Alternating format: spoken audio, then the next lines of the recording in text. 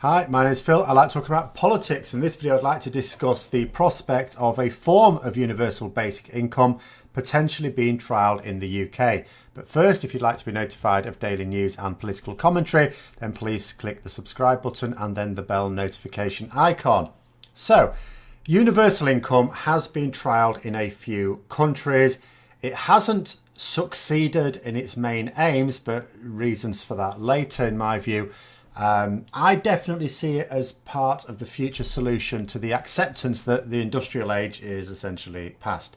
The problem of unemployment is not one that will be solved by increasing skills, education, even though that would help solve a lot of skills shortages in the country, and so we should definitely invest a lot more in that. But even if skills shortages were the issue, and that was the entire issue, most of the governments that we get in the UK are not all that keen on educating our population. It's much easier to import foreign talents for the skills that we are too short-sighted to develop ourselves, much like the Premier League. Of course, the problem is, and I'm sure you can see this coming a mile away, with the anti-immigration fervour of Brexit, we're not even able to import enough of those skilled workers right now, so completely buggered either way. But skills aside, there are just not enough jobs. There are not as many jobs as we have working age British citizens in the UK. The modern situation is that some unemployment is inevitable, and the sooner we set up society to face up to the realities of modern living, the better. So Hull, a city not very far from me, wants to test out universal basic income. So they say a cross-party group of councillors has agreed to write to the Chancellor to request this.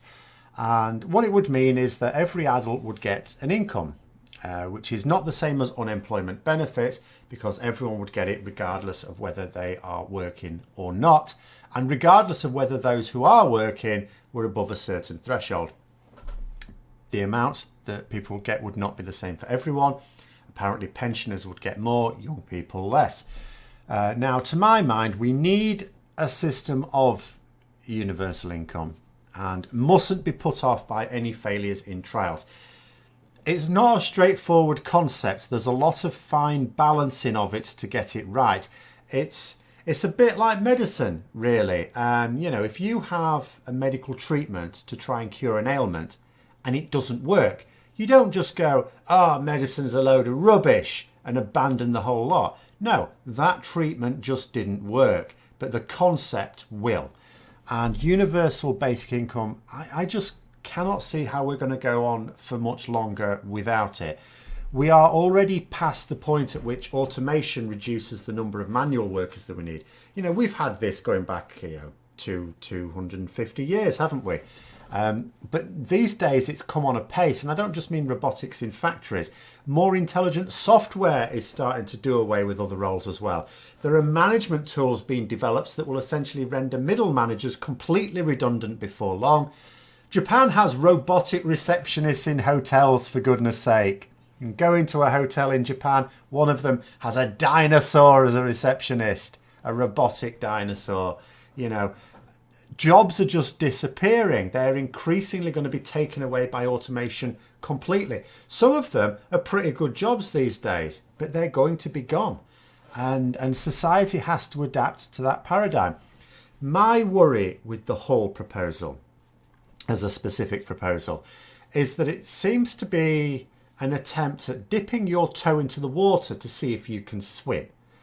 Universal income means ultimately providing everyone with enough money to live on, whether you have a job or not. And yes, the amount is a very fine balancing act, because it's obvious, isn't it?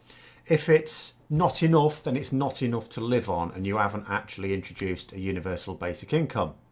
If it's too much, then the problem becomes that lower paid jobs, and there's a lot of unskilled jobs that will still need doing for some time, and people won't really fancy them, so you've got an issue there. And even when you've got it set sort of round about the right level so it doesn't conflict with either of those two problems, then you're potentially introducing inflation, and are you going to get to the point where those who are on work have too much money and those on this amount are going to struggle to even get the basics at a certain point. Can you control inflation? It is tricky. There's no doubt about it. It is tricky. And I also know that some people might object on the grounds that the incentive to work will go away. But it won't. Not in the numbers we're talking. You know, I see it as a good thing that those who would be disinclined to work would be put off working by this. That's a good thing. Because if we already can't provide employment for everyone anyway, why not let those who do want to work do it and those who don't not? If you've got to have so many people not working anyway, why not let it be the people who wouldn't be productive in a job because they're not really into it? And you know, it'd be different if we had enough jobs, if we couldn't fill up all the jobs we have. But that's not the society we have. You know, why have people who are reluctant to do certain jobs do them, be less productive than those who would like to do those jobs but struggle to get employment? After all, there will still be an incentive to work. You know, universal basic income will just be that. It'll allow you to get enough food to feed yourself, pay the electricity, you know, just have the basics and nothing more. But you'd still get way more if you're employed. Most people like to be able to afford a few luxuries, given the option, and working is that option. But Hull's proposal seems to me doomed to failure.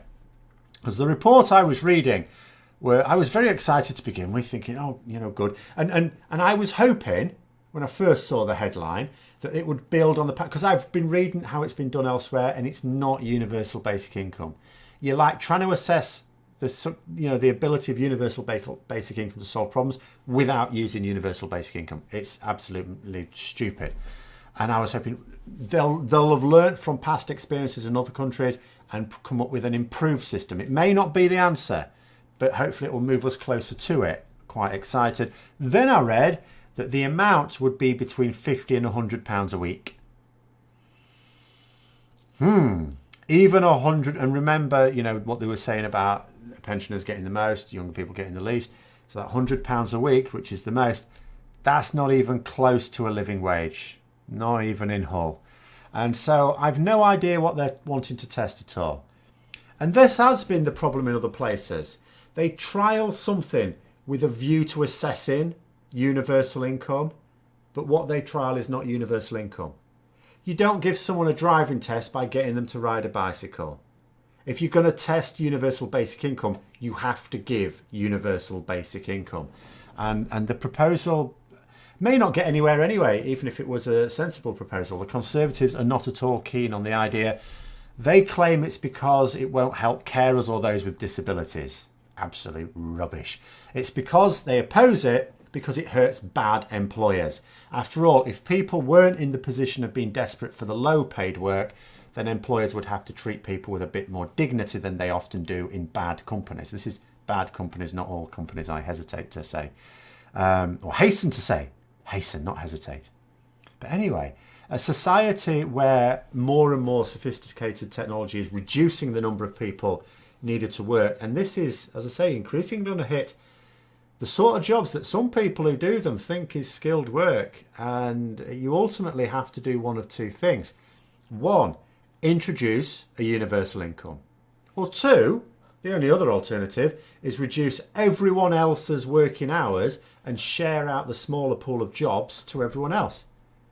It's this simple. You either have to have full employment, which the way society is going means lots of people doing less and less work, or you have to accept the fact that you're going to have a load of people unemployed, but they need money. And it really is one of those two things. I mean, Labour were pushing the idea of the 4-day week, weren't they, in their manifesto? But that wouldn't solve the problem because there's a lot of sectors that wouldn't apply to. So in the meantime, the current system, all that is doing is increasing the rates of mental illness, inequity in society, and actually lowers productivity due to very poor working practices. So anyway, I hope you found the topic of interest. If you did, don't forget to click the like button. If you'd like to support the channel further, then please also click the Patreon link for details. And until next time, I'll see you later.